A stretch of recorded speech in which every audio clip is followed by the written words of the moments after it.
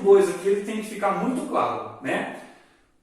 O número pertence à sequência quando você iguala o termo geral a ele e o n dá um número natural, tá? Então, isso é uma sequência. Agora, a gente pode classificar as sequências de acordo com algumas características dela. Por exemplo, o que seria a sequência nula, né? Então, o que a gente chama de sequência nula? A sequência nula, como o nome já diz, é a sequência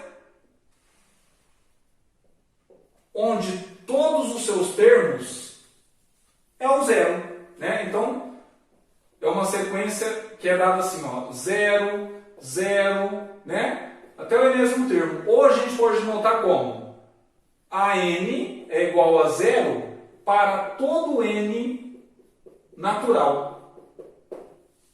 Tá? Por enquanto eu estou colocando o asterisco para falar que o zero não é um índice. Mas daqui para frente a gente pode considerar esse conjunto aqui, né? Futuramente nós vamos considerar ele sem o zero, para facilitar na notação. Tá? Outra sequência também que é muito importante é uma sequência que a gente chama de sequência constante.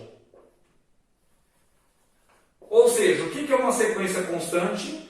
É uma sequência onde todos os seus termos é igual, né? Então, todos os seus termos são iguais. Então, assim, ó, o AN é C, ou seja, o AN é C para todo o N natural. Então, não importa quem seja o N, é sempre o número C. E esse C aqui, a gente vai considerar um número real. Tá? Perceba que a sequência nula é um caso particular da sequência constante, com C igual a zero. Tá bom? Outra sequência também que é muito comum a gente trabalhar com ela é a sequência crescente. Bom, o que é uma sequência crescente? O nome também é bem intuitivo, né? É uma sequência, por exemplo, vamos fazer um exemplo aqui só para a gente ver como funciona. É uma sequência que satisfaz o seguinte. Ó, o termo da frente é sempre maior que o de trás. Por exemplo, aqui esse conjunto bem conhecido nosso. Conjunto dos números naturais. Tá vendo? O termo da frente é sempre maior que o termo de trás. Como que a gente pode escrever isso algebricamente? Olha, se a gente pega o AN, ou seja, o enésimo termo da sequência, ele é sempre menor que o cara da frente, que é o AN mais 1. Né? Então, ó, se você fizer o N igual a 3, o A3 é menor que o A4. O A4 é menor que o A5. Não é o que está acontecendo aqui? Ó, o A3 é menor que o A4. O A4 é menor que o A5. E assim por diante. Então, se isso acontece para todo o N natural, a gente fala que a sequência é crescente. Ou seja, você pode pensar assim, o termo da frente é sempre maior que o termo de trás. Né? Agora, e a sequência decrescente? Professor, será que é o contrário? Exatamente. Né? A sequência é dita ser decrescente. Então, uma sequência é decrescente se acontece o seguinte. Né? Ó, acontece assim, ó, o termo da frente é menor que o termo de trás. Então, por exemplo, 0, menos 1, menos 2, menos 3, menos 4, assim por diante.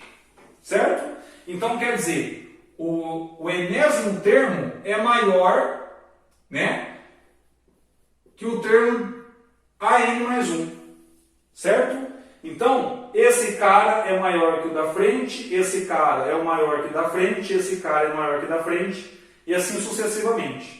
Tá? Isso também tem que acontecer para todo o N natural.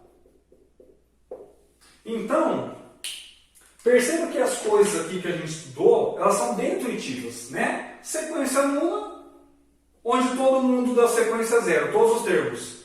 Sequência constante, onde todo mundo é igual. Quer dizer, se você pegar a sequência 1, 1, né? Sequência constante, não altera o valor. Sequência crescente, quando o termo da frente é maior que o de trás sempre. Então, qualquer termo que você pega, o da frente é sempre maior que o de trás. E uma sequência é decrescente quando o termo da frente é menor que o termo de trás. E aqui estão dois exemplos. Uma de sequência crescente e uma de sequência decrescente. Certo? Então, essas são as sequências que a gente começou a estudar hoje, e depois nós vamos ver dois tipos de sequências que são especiais. Tá? Para finalizar, uma sequência que é muito conhecida, né? Muito mesmo, é a chamada sequência de Fibonacci. Então, a sequência de Fibonacci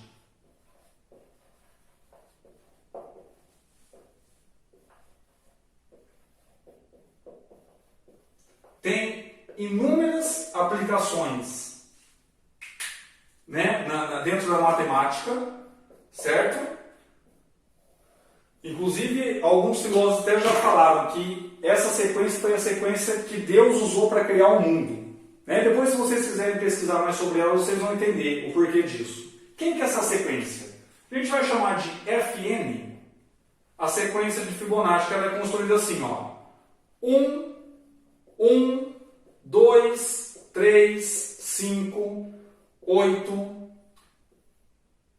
13 e assim por diante. Vou colocar mais um termo aqui, 21, 34. Então, como que a gente constrói essa sequência?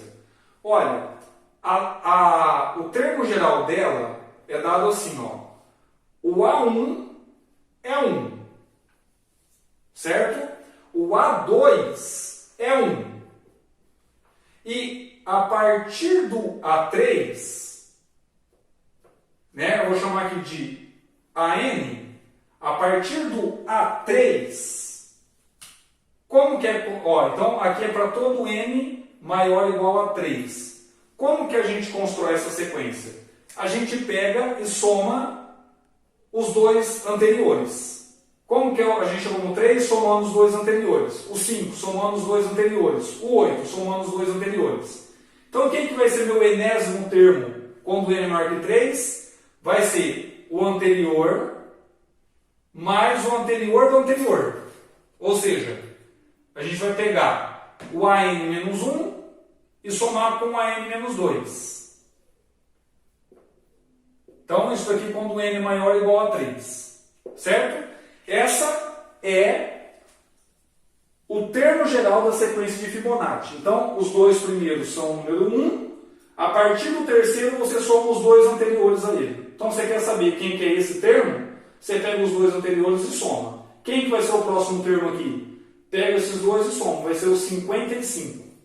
Certo? Esse tipo de sequência a gente acha usando o que a gente chama de fórmula de recorrência. Certo? Então, o que é uma fórmula de recorrência?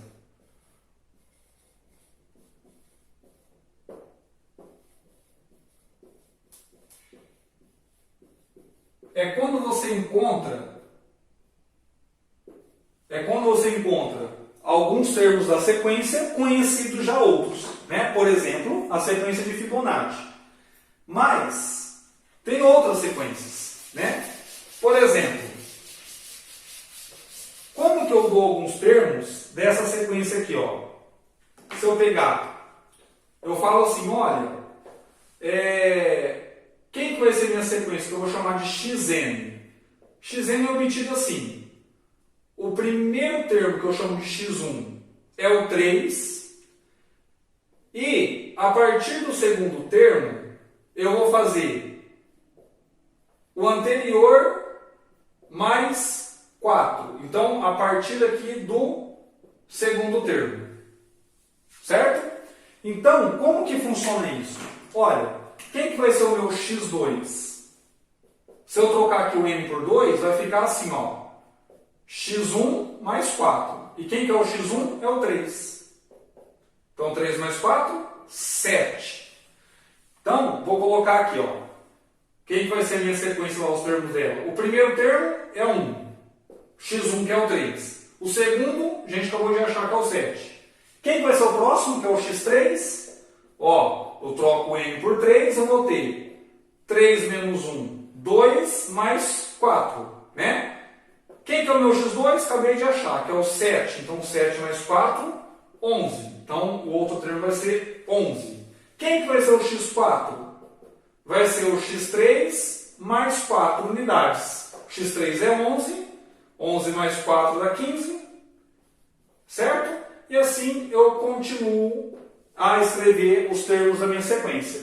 Tá? Então, quando a minha sequência é dada dessa forma, ou seja, eu acho os termos conhecidos, alguns deles, eu chamo de fórmula de recorrência.